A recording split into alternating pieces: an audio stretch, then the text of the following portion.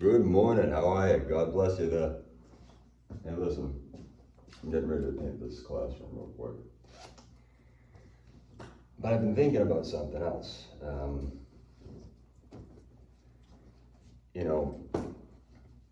Atheism and atheists, they will do everything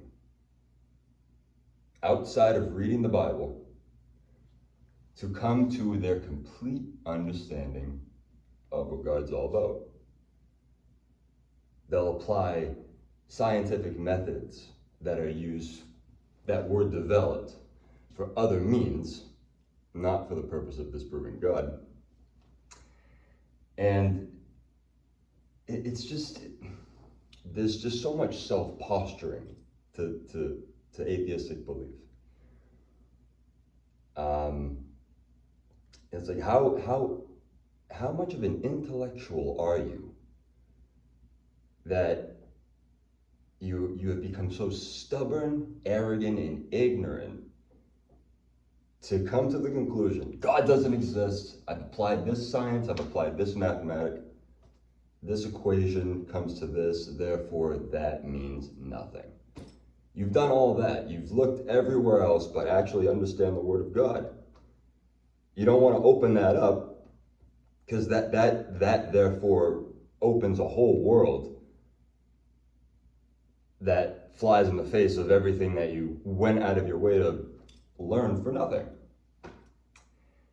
And when everything else fails, when it comes to an atheist argument, the fail-safe for them is prove it. Prove your God exists, prove your prayer works.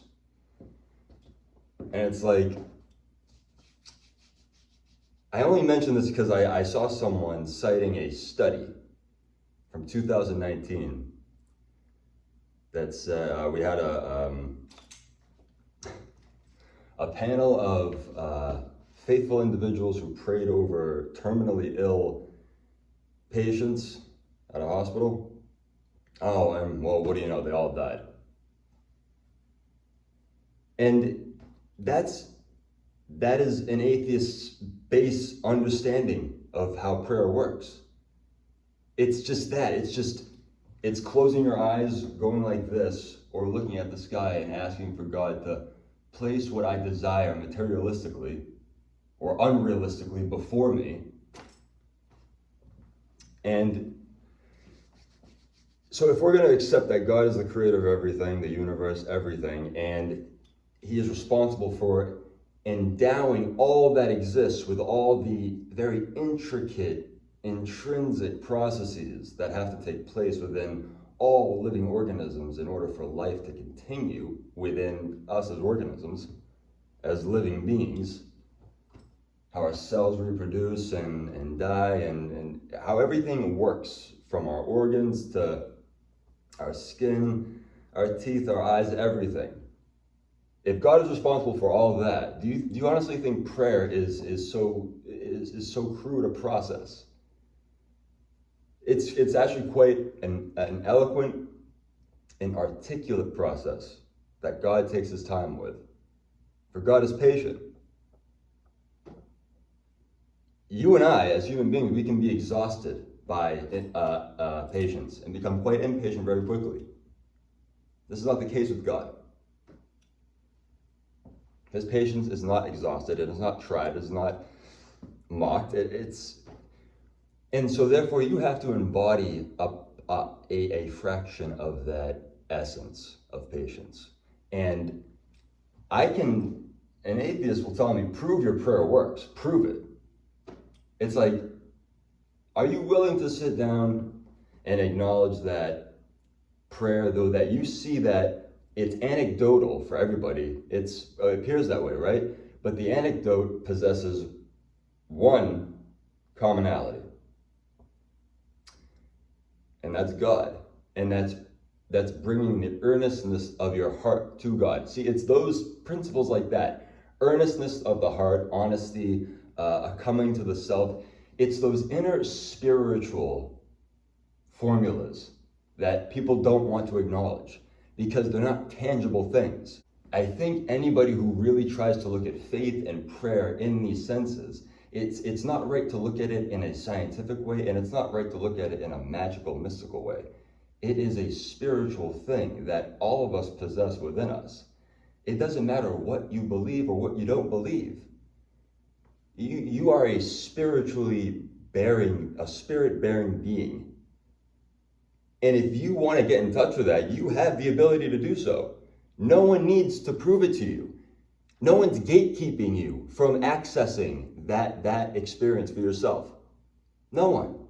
You just have to be willing to kind of stop thinking about how you go about understanding these things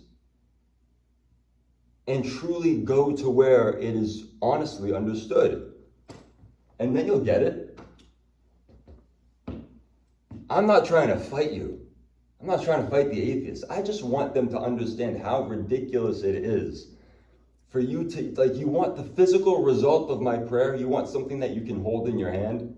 Or are you willing to sit down and listen to all the different little signs that I had to be aware enough to notice that created the equation that led me along the way to find some answer, some meaning? It takes work on your part too.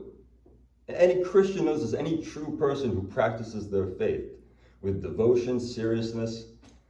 I'm not delusional, I'm not a cultist, I don't belong to a church, I don't belong to a congregation. I have done most of my learning of God through what I've watched on YouTube, through plenty of different videos, and what I've learned from myself, what I've gone out of my way to learn from myself. Excuse me. But it's like, it's just the arrogance that precedes the whole belief that prayer has to materialize in front of you, something tangible. And sometimes those things happen. But the process through which prayer is done and through which prayer is answered, it can be done bluntly. It has happened bluntly for people. People of great faith, greater faith than mine, much greater. I am a Pharisee compared to some of the people out there. I'm a very new baby Christian.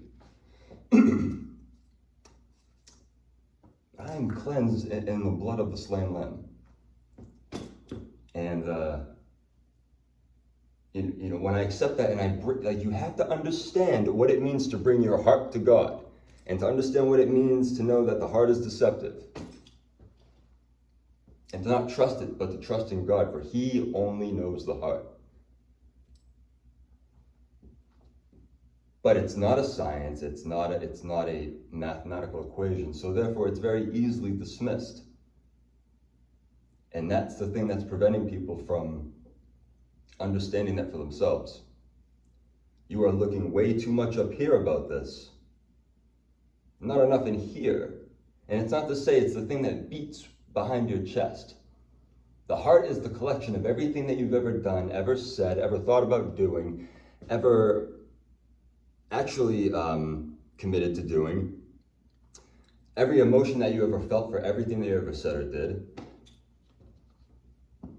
everything that you ever come to like and learn about and find great hope and interest in, the people that you've grown close with and have learned from, and parts of their character have brushed off you to create, to help create who you are.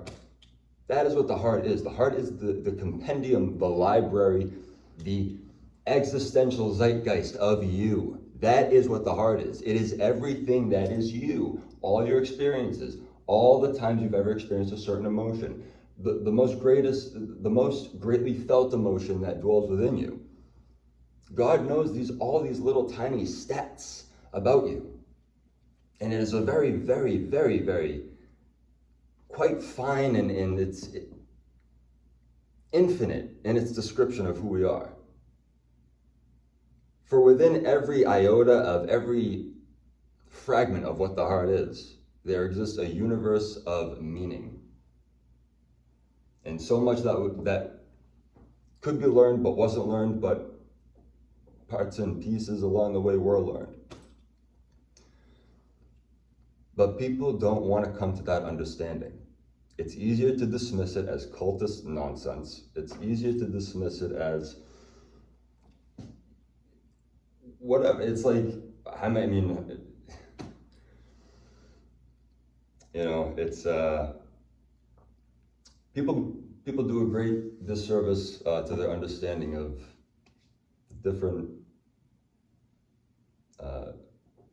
concepts of God and the gifts that He offers you. And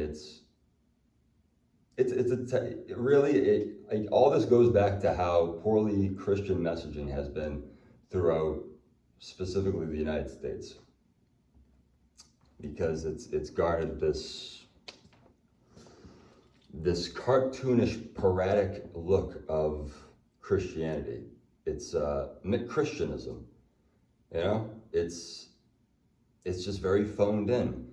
When you see people like Kenneth Copeland spewing into a camera and banishing COVID-19 from all of from the world, and this guy has great influence somehow on many, many people, as well as Joel Osteen, who is quite popular, has amassed quite a fortune in the name of God. Good old Joe. Won't open his church to the homeless, won't. His mega church, this giant facility. It's clear he needs the money more than he needs God. And that's not something for me to say, because that's a judgment. See, it's tough. It's tough. I never realized how much I actually pass judgment on people and things throughout my daily life before becoming a Christian. But yeah, the topic of prayer. So that's basically what I wanted to mention about that. I think people are passing prayer off as something ridiculous and silly and ritualistic and ceremonial. And no, it's actually it takes just a little bit of thoughtfulness outside of, academic learning. Get in touch with what is spiritual, and you can live a life peacefully beside what you know of academics and how it applies to the physical world, and what you know of your spirit and how that applies to your relationship with God. God bless you. God bless all of us. Take care.